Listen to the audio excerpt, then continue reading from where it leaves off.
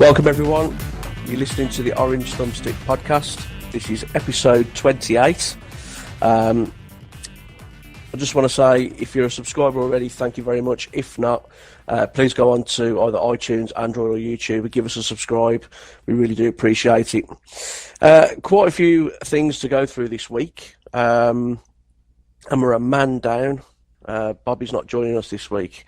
Russ, are you there? I'm here, mate. Just about. Fantastic. Yeah, Bobby's not with us, is he? What was the excuse he gave? I can't remember. I don't know. He just couldn't be bothered. No, in Bobby's defence, he's scheduled to go on his 16th holiday this year. I think he flies out early hours of the morning. So only his 16th. Yeah. So in all fairness to him, he's got a lot to do today. So we've kind of given him the day off. So yeah, it's just us two this week. But yeah, as I mentioned at the top of the show, we've got quite a few things to go through. We're gonna have a bit of an EGX roundup as well from our trip to London last week. But first of all, Russ, what have you been playing this last week or so? Hellblade, Senua's Sacrifice, and off the top of my head, I can't really think of anything else, mate. All the other games that we played at EGX is all sort of buzzing around in my head at the minute, to be honest with you. Yeah, same with me. Yeah, I'm pretty much the same. I jumped back into Far Cry for a bit, and I also jumped back into The Division and Red Dead Redemption as well, which we'll go into more detail about why later. Mm-hmm. But first of all, some news that broke over the last 7 days. Shenmue 1 and 2 is getting released on Xbox One in a remastered form. I'll read a section from the Sega website, and it says, it's the news that many have been waiting for. Sega is releasing remasters of the first two Shenmue games, and they're coming to PS4, Xbox One and PC later this year. So they're scheduled for a 2018 release. The re-release of Shenmue 1 and 2 will be available together as a single package and will remain true to the originals. And while offering as well scalable screen resolutions and graphics options for the PC version, modern or classic control schemes, and an updated user interface. And I do believe as well that there's various language options as well in this remaster. So, first and foremost, Russ, did you play any of the Shenmue games, 1 and 2 at all? Did you play either of them? No, I didn't. No. They weren't my sort of type of game growing up. Yeah. I'll just have a quick look here, mate. I've read something here saying that they aren't going to be classed as remasters. They're going to feature some improvements that you've mentioned there, but they're not going to be full remakes or remasters. So they're going to be Turoks then? Basically, yeah. Yeah. Oh dear. I'll have to check them out though. Yeah, because that sort of game I was always steered away from. I mean, Final Fantasy, when 7 came out on the PlayStation, I was interested in it. Well, then my younger brother, he played it to death, and to the point where I just couldn't stand the game anymore. And I still feel like that today with Final Fantasy. It was sort of spoilt for me because having to sit there and watch somebody else play it for hours on end, I was just, I can't do with the game. I probably should give it a chance, to be honest with you, but it's just that mindset, you know. It's sort of embedded in there. I just don't like it, and I see that. Well, I've got a very controversial opinion of Final Fantasy VII. I think it's a massive load of tat, to be honest. I think it's highly overhyped, highly overrated. It was just okay. I remember it coming on about 60 discs at the time. Yeah, what Final Fantasy VII, all the hype around just wasn't for me. And very similar to you, I wasn't really kind of into, you know, games like Shenmue and whatever else. I played the first one. I thought it was okay. I never touched the second one. I know that was released on OG Xbox as well. Shenmue 2, I think, if I remember correctly. But They were okay, but everything that I've been reading, apparently, they're classing it as a remaster because of the resolution boost. I mean, it says here, while offering scalable screen resolutions, and the PC version will have graphics options.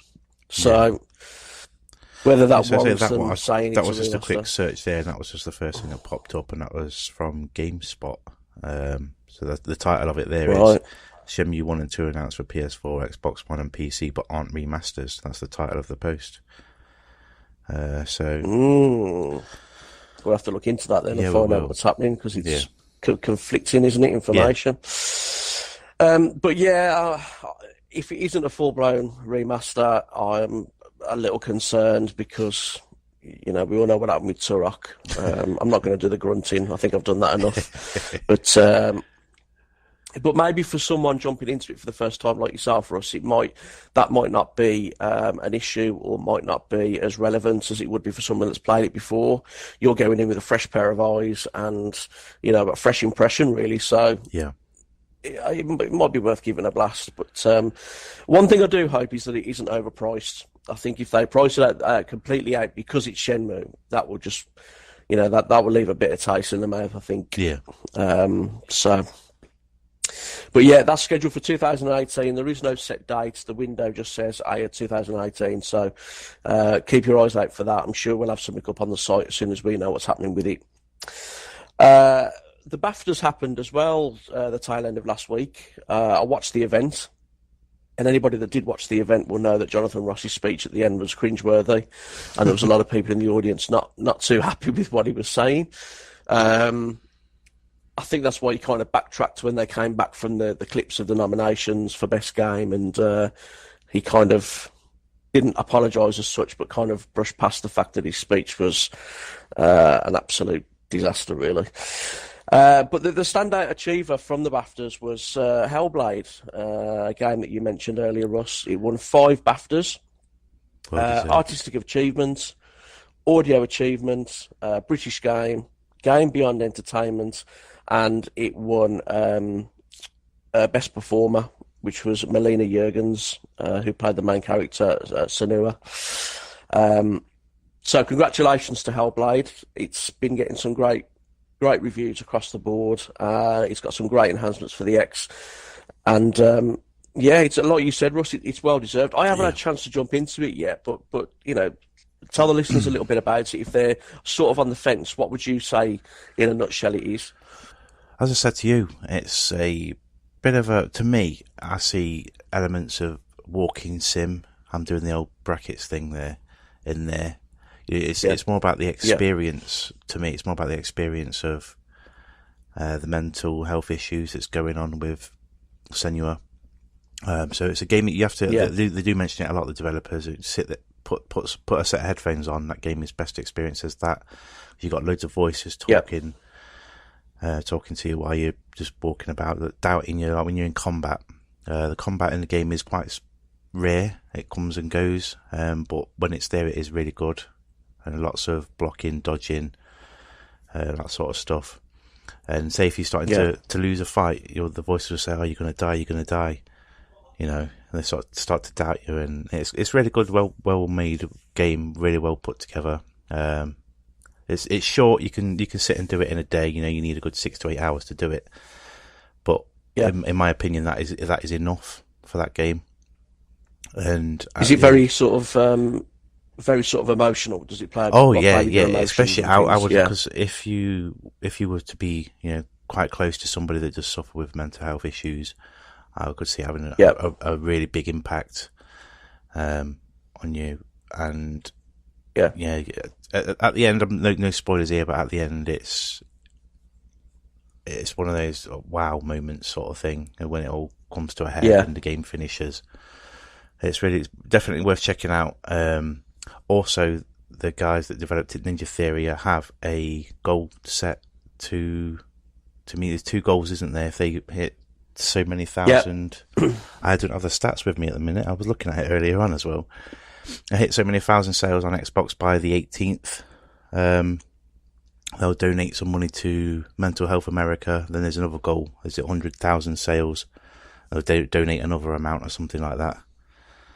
Yeah, I think the starting block was 25,000 sales, wasn't it? Right. Once they hit 25,000, I think they then donated, and then 100,000. Yeah.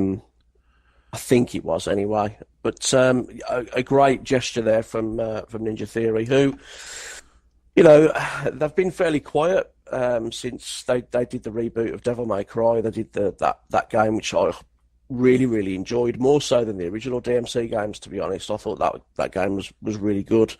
And two very underrated games was Enslaved and Heavenly Sword, which is a PlayStation 3 exclusive that I played back, going back 11 years now. I think that came out, really polished, good sort of hack and slash game. So they've got form for making really polished games, Ninja Theory, and I hope they do well with this game because it deserves it. It really does. Right, so just pull up those just want to stats ask there you, quick while I'm remembering them yeah, still. So we're still driving to hit the 50k week 1 unit sales by the 18th of April on Xbox 50k. One. Okay. If we do it, we can donate $25,000 to Mental Health America, and if we hit 100,000, we can donate $50,000. So if you're looking for something a bit different, something that's going to pull at your heartstrings and all the other emotions that's going on, I would say go and check it out. I know that the sales have been a little bit low from what I've seen, and a lot of that is down to its price tag. But I don't know why some people seem to stay away from games that are cheaply priced. But it's definitely worth your money. This game. Go and get it. Go check it out. Yeah, absolutely. We've spoken in the past, mental health is incredibly serious, and we spoke about, how, these media people and whatever else were saying that too much gaming was, an illness and this, that, and the other, and, can cause mental problems, whatever else. I'll state it again. These people don't understand how much gaming can actually help with mental health. And this game is, it revolves around mental health, and, what they've done is clearly very, very good. And yeah, like you say, Russ, I'll echo that. People just go and check it out. It's at a good price. It's a great game. It's from a great studio as well. Please check it out. Also this past week, Major Nelson and AC Bongos did another episode of Inside Xbox, and on that episode they announced, this is fantastic, they announced that 19 original OG Xbox games are coming to backwards compatibility for Xbox One. So on April the 17th, we're going to have Blinks, the Time Sweeper, Breakdown, Conquer Live and Reloaded, The Elder Scrolls 3 Morrowind, Hunter the Reckoning, Jade Empire, Panzer Dragoon Auto, and SSX 3. And following that on the 26th of April, we're going to have Destroy All Humans, Full Spectrum Warrior, Mercenaries Playground of Destruction, great game that is, MX Unleashed, Panzer Elite Action Fields of Glory, that's in Europe only. And then we've got a Star Wars Fest. So we're getting all the OG Xbox games of Star Wars, Battlefront 2, Jedi Knight, Jedi Academy, Jedi Starfighter, Knights of the Old Republic 2, and Republic Commando. That's quite a list there. Russ, anything that stands out for you there that you want to jump back into? Conquer Live and Reloaded. I absolutely love that game. Yeah. And I know it was aimed more towards tongue-in-cheek adult side of things, but I remember sitting playing that with my eldest lad when he was about 9, 10, and just having a right laugh at some of the jokes in that game. Fighting the Great Mighty Pooh and all that sort of stuff was funny as anything. Yeah. So it'd be nice to check that out again. Interesting to see all the Star Wars games come in. There's got to be a bit of a coup to get that relicensed. I'm sure there's going to be some sort of licensing thing there to get that backwards compatibility. Yeah, that is one of the main things that stops games being re-released from backwards compatibility, isn't it? Is licensing issues. So yeah, especially with soundtracks as well. Yeah, if you've got a certain soundtrack in a game, there's I think that the license for using those tracks in the game have only got a certain, shelf life for that product, and once it runs out, it's gone, and it costs a massive amount of money to renew such an old license. But apparently, Disney, from what I could gather from the Inside Xbox episode, Disney have been really sort of encouraging these games coming to backwards compatibility, and apparently they've been a dream to work with, according to Xbox. Disney have. So whether Disney have sort of said, don't worry about the licensing, we'll cover that, just get them done, because it is worth noting that these OG Xbox games that are coming out, they're not enhanced to the point where they're remastered, but what happens is the original assets in the game are opened up. Yeah. Because the assets were made a lot more visual-wise than what you actually saw back then, from what I remember seeing from the episode. Yeah. So the actual model of the characters and stuff that you saw back then were nowhere near visually impressive as they were when they was made by the graphics team. So that's right, because the original Xbox was actually touted as being the PC console, so it was kind of aimed at the PC programming side of things. So when the games were designed, produced, and developed, they had almost PC style assets put into them, and then as they were incorporated to the machine, they were scaled down to allow for the hardware capabilities. So what they've essentially done here, it's so good, and I'm so pleased that Xbox have patented this technology. There is a name for it, but I can't remember it off the top of my head. So what happens is with these OG Xbox games is they release the assets, they open them up, and the games look completely different to what they did before. Resolution is bumped up massively, 4K and things like that. On the Xbox One, they're bumped up to 1080p. The texture mapping and all the texture assets are bumped up to what they originally were. And it almost looks like that they have been remastered. It's so clever how they've done it. I tried Ninja Gaiden about a month ago because it's on Game Pass. My God, it looks like a different game. It really does, and it looks great. Do you think... So to play Star Wars... Sorry, Dave, I was about to say there. Do you think that this will then counteract the whole remastered market? It depends on the assets, to be honest, and we'll go into that. We'll follow to the next segment with that, actually, because along with the backwards compatible OG Xbox games, Red Dead Redemption, Star Wars The Force Unleashed, Gears 2, Portal, and Darksiders have been enhanced for Xbox One X. And in an answer to your question, Russ, it depends on whether those games, I think, have had those assets running in the background. Okay. I think there's only certain games that they can do with it, and it all depends on the programming of them, because Microsoft, to enhance the 360 games, again, aren't necessarily doing any physical enhancement to the game. All they're doing is they're just releasing the assets that are already there, sort of opening the door to them, basically. And wow, Red Dead Redemption just looks fantastic. Native 4K resolution, really sort of stable, 30 frames a second. But on the flip side to that, because it's not a remaster, things like draw distance are the same. Yeah. So although you'll be able to see more in that draw distance, that distance doesn't go any further. So, for example, all the bushes and things that you'll see sort of, heavily ahead, before they might have looked like a blurred smudge on the screen. Yeah. Now they look crisp and clear. But it doesn't go beyond that. It won't go beyond the draw distance of the original 360 versions. Okay, yeah. If it was remastered, it probably would, because they'd be able to do more to it. Because it's just an asset thing, it's just bumping everything up. And Red Dead, it looks like the PC version that they never got. Basically, that's all I can say about that. But yeah, if you're yet to jump into Red Dead, check it out. Now it's Xbox One X enhanced. It looks fantastic, as does Gears 2. I haven't had a chance to try Darksiders or Force Unleashed yet, and I don't own Paul, so yeah, go and check them out. In terms of the OG backwards compatible, though, the Star Wars Battlefront games stand out for me. Yeah. I'd love to jump back into those. Okay then, sticking with enhanced titles, the Division, Russ, recently got patch 1.8.1.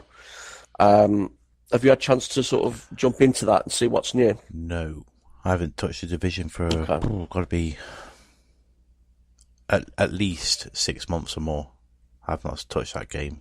Okay. It's one of those, I played it when it was, we spoke about it before a couple of weeks ago, I believe. I played it, I enjoyed it. Yeah. But then it became a bit too samey for me, and I just fell to the wayside, and other games came out, so I carried on playing them. I'll definitely boot it up again and have a look. I suppose if I get 5 minutes over this next week or two, check it out. I suppose you're going to tell us what the update does and all that sort of stuff now. Then. Yeah, I mean, to be honest, if you haven't played it for that long, there's been a fair few updates that have added, some tweaks and some fine tuning, especially to the end game portion of it. Yeah. This particular update adds 2 new global events called Blackout and Onslaught. They look quite interesting. There's a new legendary difficulty for Grand Central missions, and I'm trying to see what that is there. Amherst and Grand Central missions, yeah. So there's a legendary difficulty for that. There is also some classified gear sets, so drop rate updates and things like that as well. And then it's finally got the Xbox One X enhancements as well. Okay. I jumped in to check those out, and I've got to say, The Division is a visually gorgeous game anyway, as far as I'm concerned. What the enhancements do for the X is they bump it up to 4K resolution, 4K rendering. They've upped the textures. They've literally turned them up to maximum. Draw distance is increased slightly, and it just feels a little bit more stable and a little bit smoother. But the fact that it was a visually lovely game anyway, the bump in resolution and texture mapping just makes it look even better, and it does look absolutely stunning. And we've said it before, Ubisoft's commitment to these games as a service is wonderful. And, they're an example to all the other studios as far as I'm concerned in that respect. So go and check The Division out. If you haven't jumped into it for a while, as Rush just said, he hasn't. There's a lot to take in since it's been updated for, the last 6 months or whatever. There's been a few updates. Check it out. I think you'll enjoy it. Right then, Russ. As we announced last week, we went to EGX. Just give the listeners a sort of insight as to what the event was like, and and just give them a summary of what went on when we first got there and stuff. So EGX Res is an event in London. Lots of games get showcased. Quite a lot of indie games, wasn't there, Dave? There was some of the big games though. So we saw Onrush. It was one of the bigger games there. That's probably the standout one, to be honest with you. We actually went and checked that one out, didn't we? That was quite a good little session that we had there. Nice collection of idea Xbox games. Nice to see that represented there. 24 games they took into their area. Bumped into a few people as well, didn't we? Had a little chat. Yeah. Nice atmosphere. Lots of people buzzing around, and it was great. I enjoyed that. Actually, we spoke about this on the day because I went to EGX, the main one as they call it, the EGX in Birmingham a couple of years ago, and that seemed quite heavily geared more towards PlayStation, and it was a lot more of a sterile environment. And I think it's more because the one that we went to was held in the tobacco docks, so it was a nice atmospheric building, lots of brickwork, lots of architecture, and it helped with the atmosphere of the place. Compared to, a warehouse style that you get when you go to the one in Birmingham. So, it was nice. It was a nice time, wasn't it? A lot of people like to stand in your way. Don't like to move out of the way, do they? My elbows hurt. It was enjoyable. Really enjoyed it. And it's nice to go, and put a few faces to some names, some people that you speak to over emails. And or just generally open new doors as well, talk to developers, and they like to tell you about the game, don't they? Especially when you've got a nice little orange badge hanging from your neck. They like to come over and have a little chat. Yeah, you've hit the nail on the head there. The atmosphere was absolutely fantastic, and especially in the ID Xbox section, because it was buzzing, wasn't it? I mean, ID at Xbox has grown so much in the last sort of 3.5 years, nearly 4 years, I think now, isn't it, since the program launched? And just the buzz around everything, and the buzz from speaking to developers, the passion that they have, not only for the ID at Xbox program, but for the games coming through ID at Xbox. And yeah, I mean, we spoke to a few people, and you can just see the passion, which is great. Nobody was there sort of going, "Oh yeah, it's this and it's that." Everybody that we spoke to, it was like they'd had 20 cups of coffee before speaking to us. Yeah.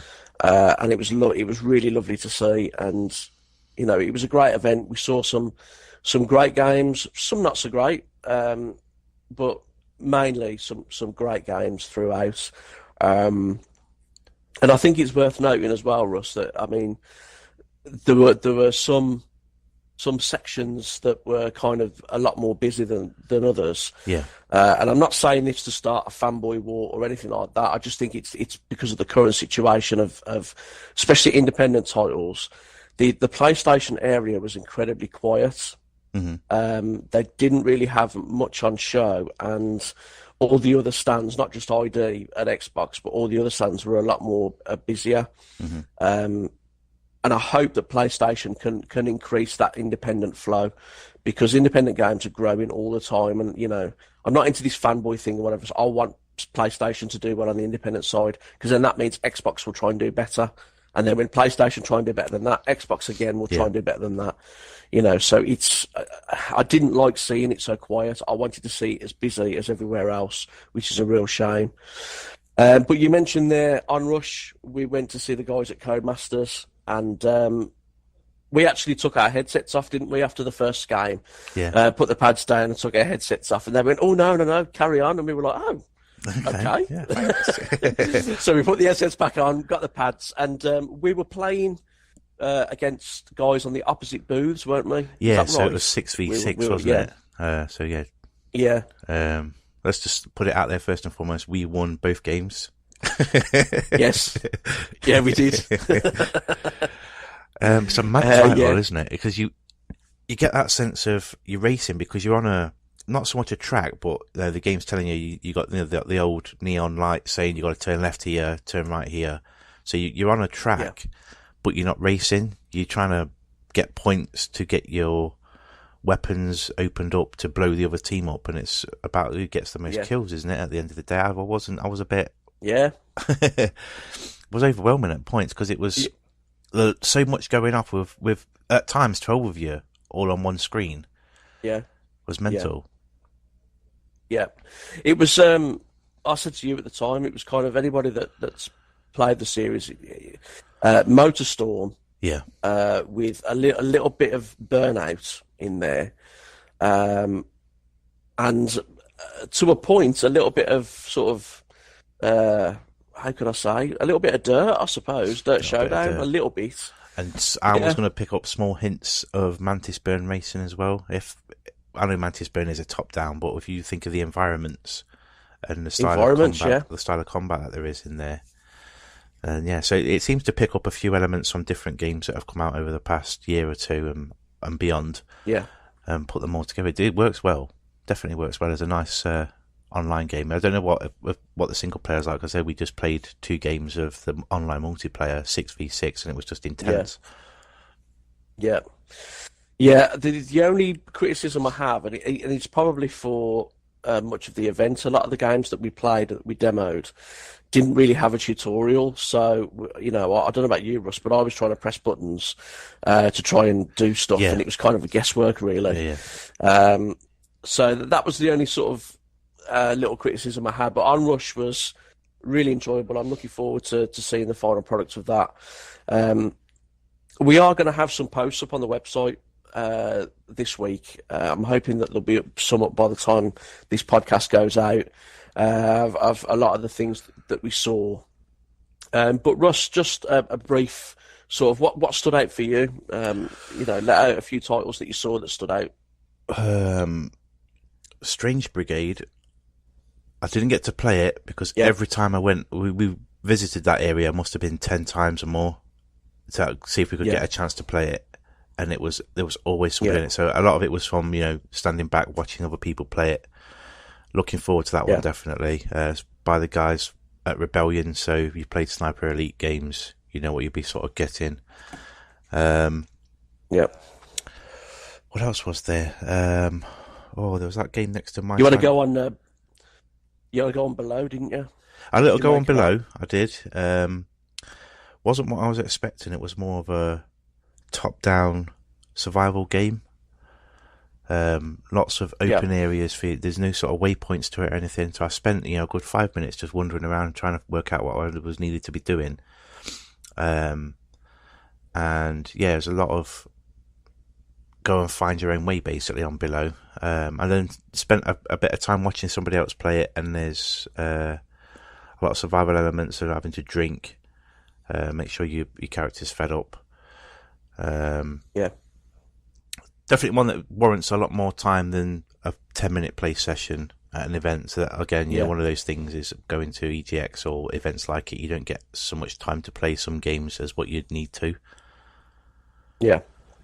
What else stood out? I enjoyed the play on Descenders that we had. We had a little chuckle at each other, didn't we, when we was crashing and stuff? That was a fun little time. I'm just trying to think of that game that was right next to it as well. It was a pixelated party game, and that stand was absolutely jumping, to coin a youth of today's phrase. Oh yeah, There was literally people around it going crazy for it, wasn't there? Yeah. Just trying to find the name of it now. What was that called? Jump Gunners. Jump Gunners, that's the one. Yeah. Grip Gunners. Grip was another game. That's Idea Xbox, but we actually played it down in the Wide Productions room, didn't we? But there was also one show in the Idea Xbox section. So again, that's a similar style in a sense to Onrush, but as you said, more of a roll cage vibe. I like the whole weird inertia stuff you get, so you can jump off a ramp, and instead of expecting to come up off of a ramp and back down to the ground, your car will stick to the ceiling as you hit the jump. Yeah.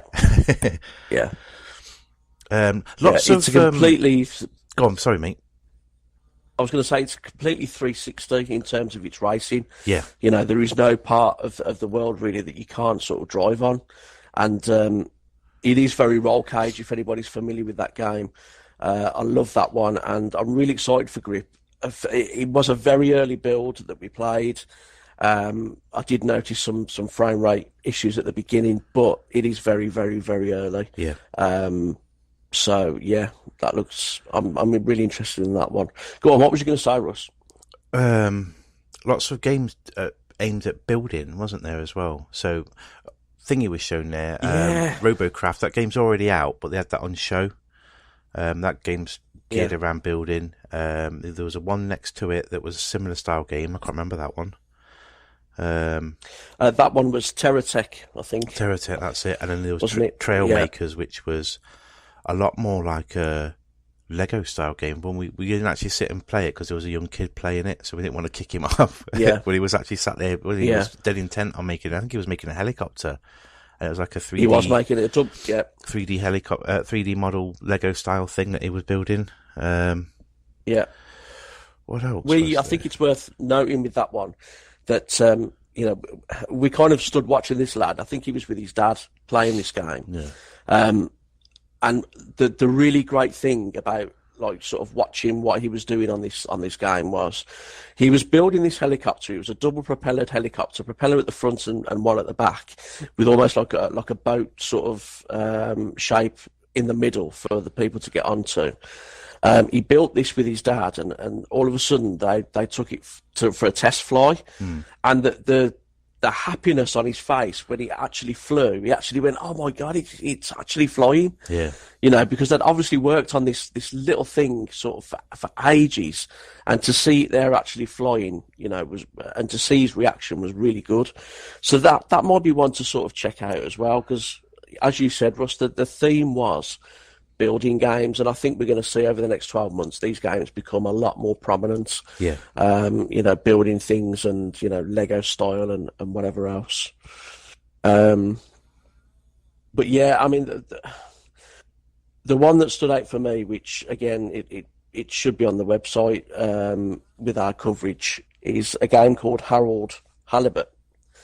which was the handmade adventure game. Yeah. Difficult to describe. The only way I can describe it is if you can imagine the handmade models, sort of Wallace and Gromit-esque. That's what they are, and the game is animated by using the same technology, stop motion animation. It's called, I think. Yeah. And it just looks so. It just looks beautiful. Actually had the models on display, didn't they, as well, in a little glass case? You'll have a picture on the site for those, won't you? If people want to go and check it out.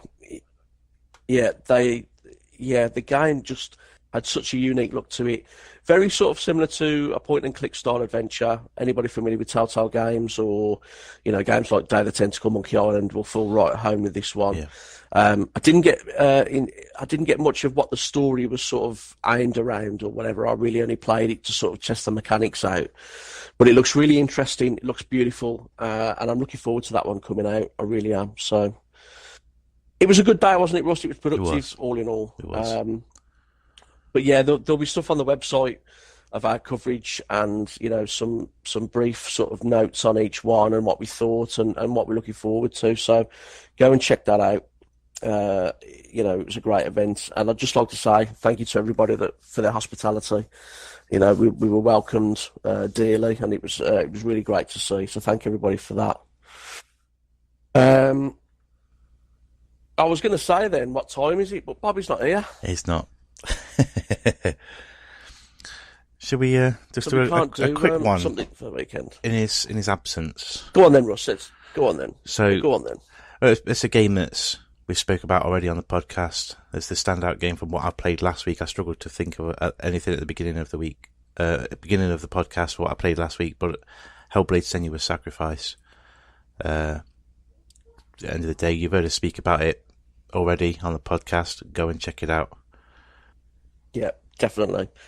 Great price point. It's won 5 BAFTAs. It wouldn't win those for no reason. Yeah. So, go and check that out. Lovely jubbly. I think that pretty much wraps it up for this week then, Russ. Do you want to plug website and social media channels? Yeah, so don't forget to head over to our website, xboxgamerreviews.com, for all the latest news, reviews, and giveaways that we do over there. You can follow us on Twitter at Xbox_GR. On Facebook, it's facebook.com/XboxGamerReviews. Also head over to our YouTube channel, check out all our latest videos. That's youtube.com/XboxGamerReviews.com. And of course, you can follow us on Mixer as well to check out when we do stream. Should be hopefully regular weekend stuff on there now. So yeah, come over and check us out on Mixer. It's mixer.com/XboxGamerReviews. Wonderful. Fantastic. That pretty much wraps it up for this week. Thank you to everybody that's tuned in and listened. And as I said at the top of the show, if you are already a subscriber, thank you so much. If not, please give us a subscribe either on Android, iTunes, YouTube, or all of them. We really do appreciate it. It does help us out. And we're off to sign Bobby up for loads of stuff. So when he comes home, there'll be loads of junk mail waiting for him. We will see you next week. Take care. Ta-da.